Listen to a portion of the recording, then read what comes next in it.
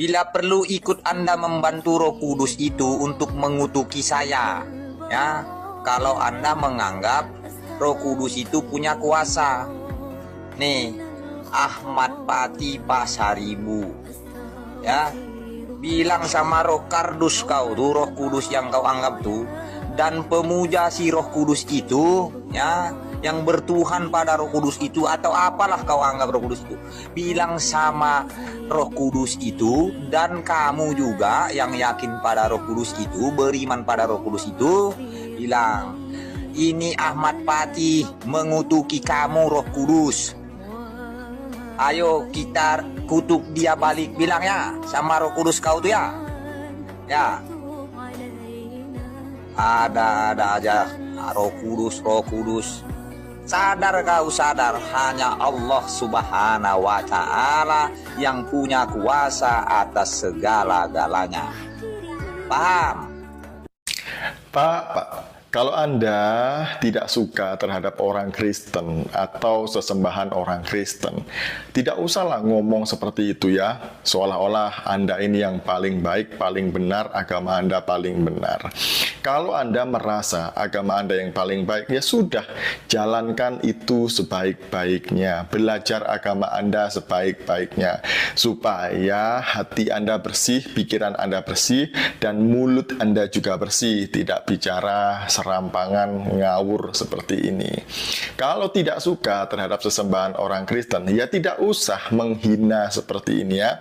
Karena apa yang Anda lakukan ini itu sudah masuk dalam ranah penistaan. Karena Roh Kudus itu adalah pribadi ketiga Allah Tritunggal.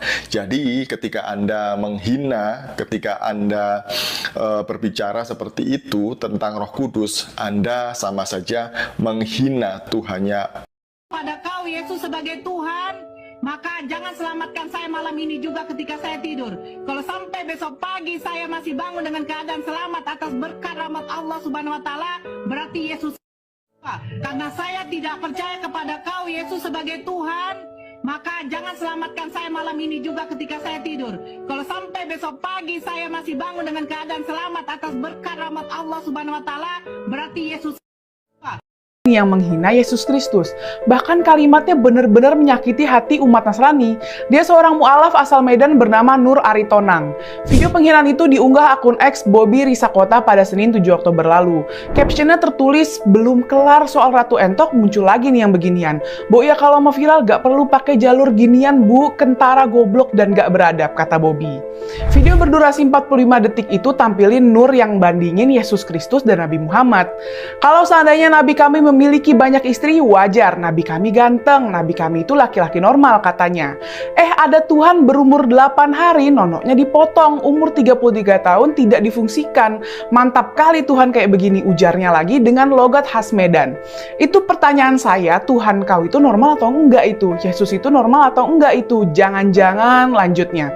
Video itu menuai kecaman dari warganet. Banyak yang menyayangkan kelakuan Nur sangat tidak beradab. Bahkan ada yang mendukung agar Nur ini dihukum penjara, nggak cuma sekedar selesai minta maaf. Sebelumnya selebgram Ratu Entok menghina Yesus dengan bilang rambut Yesus yang gondrong mesti dicukur pendek. Kabarnya saat ini Ratu Entok udah ditetapkan sebagai tersangka oleh Polda Sumut. Pada Oktober 2023 lalu, TikToker Morteza juga menghina Yesus dengan bilang salib Yesus segera dibalikan ke PLN buat gantung trafo dan kabel. Gara-gara itu Morteza ditangkap pada 21 Oktober 2023 oleh Polres Medan. Aduh, Bu Nur ini emang kelewatan banget ya. Dengan perbuatannya yang menghina agama lain justru malah merusak citra Islam. Lagian Bu Nur ini mu'alaf, harusnya ilmu agamanya lebih diperdalam lagi dong. Bukan malah menghina agama lama Anda. Itu nggak mencerminkan sikap Anda sebagai seorang muslimah yang baik. Semoga Nur Aritonang ditindak tegas ya, biar nggak ada lagi para oknum yang seenak jidat menghina agama orang lain. Yuk saling menghormati agama apapun. Wah, iya.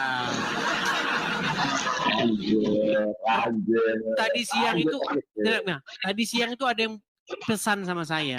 Orang Islam ini dikuasai roh. Nah, rohnya orang Islam itu kayak gitu, roh amarah. Ya, suaramu pecah-pecah. Suaramu saja pecah-pecah loh. Loncat. Ya, loncat penyembah Tuhan beranak. Berapa? Matius berapa?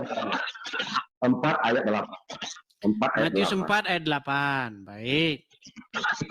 Saya bacakan Matius 4 ayat 8. Baik ya. Dan iblis membawanya pula ke atas gunung yang sangat tinggi dan memperlihatkan kepadanya semua kerajaan dunia dengan kemegahannya. Mana di sini? Dan iblis membawanya ke atas gunung dan menciptakan Kristus mana? Siapa yang dibawa iblis? Yesus di sini. Ngapain dia ke bukit itu? Main kartu dia. Mengapa dia ke bukit itu? Enggak ada main catur di sini. Dia ngapain? Dicobai. Ya, jadi ngapain dia ke bukit itu dengan iblis? Dicobai oleh iblis. Ya. Oh, Tuhan kau dicobai oleh iblis untuk Betul. untuk apa? Tetapi iblis tidak mampu mencobai iblis. Tetapi iblis tidak mampu mencobai iblis. Ya. Udah, kita lanjut ayat selanjutnya. Apa kata iblis? Jika engkau Yesus anak Allah. Betul? Dan dia berkata kepadanya, semuanya itu akan kuberikan kepadamu jika engkau sujud menyembahku. Mau Yesus sujud ke iblis? Tidak mau. Kalau Yesus sujud, berarti iblis akan memberikan apapun yang ada, betul? Betul. Maka itu seperti kata Paulus, dengan matinya Yesus, maka hukum semua dihapuskan, maka itu bilang nggak ada yang haram, kan? Bilang nggak ada yang haram, semua boleh, kan? Saya pikir kamu membawa argumen yang bagus, ternyata kayak begini. Oke, sekarang gini aja. Gun, sekarang gini Gun. Tenang.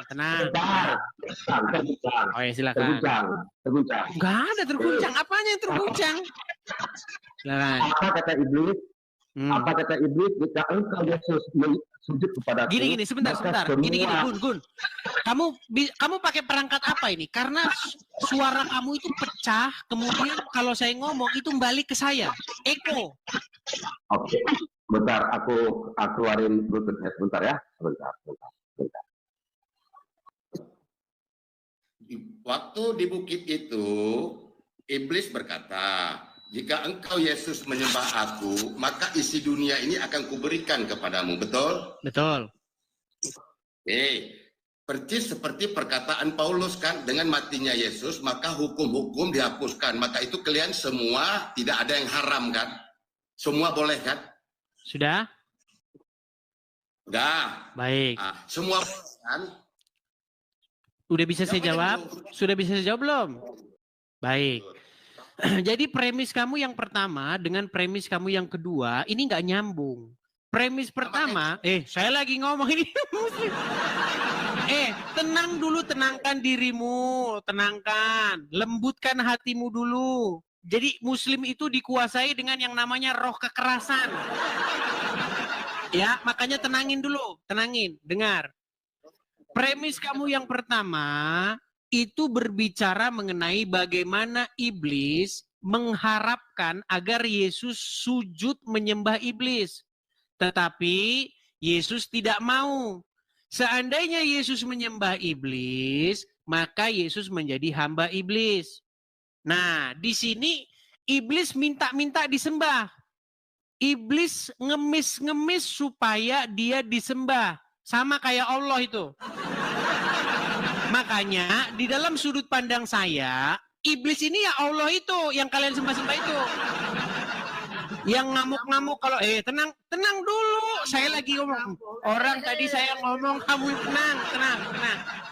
Nggak nyambung. Kok nggak nyambung? Oke, benar nggak Allah minta ke Matius 4 ayat 8 betul kan, Yesus sama iblis besti kan?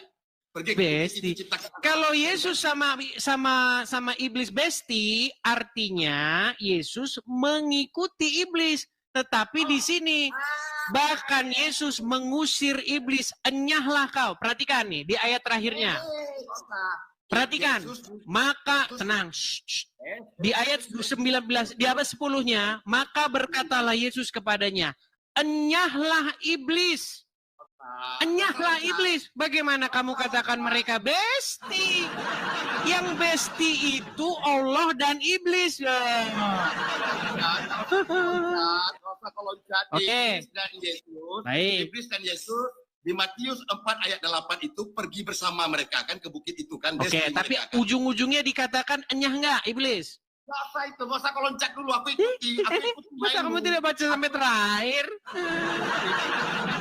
Aku ikuti mainmu. Ya, tapi intinya Yesus pada akhirnya mengusir iblis. Edis, santai. Minum, Edis. Dalam pengajaran kau sama anak-anakmu atau di jemaatmu, kau menyuruh orang mengikuti iblis atau menjauhi iblis? Menjauhi iblis. Ternyata Yesus kau mengikuti iblis kan? Pada akhirnya dikatakan enyahlah iblis. Nggak usah. Aku tanya sama kau, ternyata Yesus kau mengikuti iblis. Enggak. Di mana dia mengikuti iblis? Matius 4 ayat 8. Coba baca. Dan iblis membawanya pula ke bukit itu. Siapa yang dibawa iblis? Yesus. Berarti Yesus dan iblis bestie kan? Tidak. Diikutinya iblis sama Yesus kan? Tidak. Oh, penipu kau, dasar kafir kau. Ngamuk dia. Dasar kafir bahkan Yesus berkata kepada iblis, enyahlah kau. Enyah. Nggak usah kau loncat. Matius 4 Matius 4 ayat 8 kutanya, kau mengajarkan ke anak kau jangan mengikuti iblis. Ternyata Yesus kau mengikuti iblis. Dasar kafir penyembah Tuhan beranak kau. Marah-marah dia. Sudah? Sudah? Udah kau akui. Oke, satu. Akui tenang. Saya mau gantian dulu. Gimana? Masa nggak gantian? Yang bestian, sebentar. Yang bestian sama setan itu Muhammad. Nih, saya kasih hadisnya. Saya kasih hadisnya. Yang bestian sama Muhammad. Perhatikan. Tenang. Nih, saya bacakan hadisnya. Tidaklah. Kenapa kamu takut ditanya? Takut ditanya dia. Alkitab, kawannya harus. Kenapa kamu takut ditanya, Gun Saleh?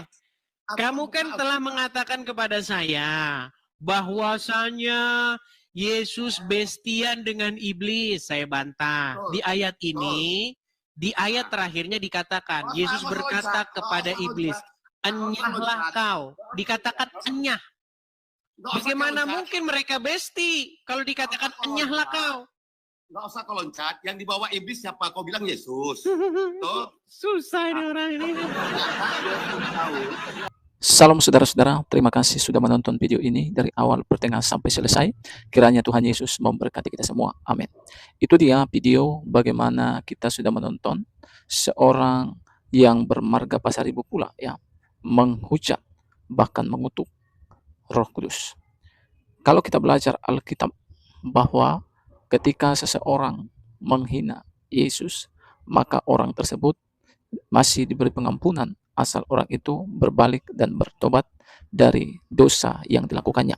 Tetapi ketika seseorang menghujat Roh Kudus, maka dosanya itu tetap ada dan tidak akan ada ampun bagi orang tersebut, baik di dunia ini maupun di dunia yang akan datang. Itu kata Alkitab. Jadi saudara-saudara, ini pesan penting khususnya kepada orang ini ya, agar berhenti menghujat. Dan memang kalau kita melihat orang-orang seperti ini ya, bahwa itu hanya tinggal menunggu waktu saja. Dan ini sudah pernah kejadian. Bagaimana seperti ustadz sebelumnya seperti almarhum Yahya Waloni, Gustan, mereka itu kan menghujat Roh Kudus. Dan akhirnya apa yang terjadi? Mereka menerima balasan sesuai dengan ucapan mereka. Mereka tidak sadar, mereka tidak tahu siapa itu Roh Kudus. Roh Kudus itu adalah Allah itu sendiri. Ya, Allah itu ya, dia tidak bisa datang dengan wujudnya yang asli ke dunia ini. Karena apabila dia datang langsung, maka dunia ini akan kiamat. Bahkan manusia pun tidak akan tahan dan berdiri di hadapannya. Jadi dengan lewat dan melalui Roh Kudusnya lah dia hadir di tengah-tengah manusia.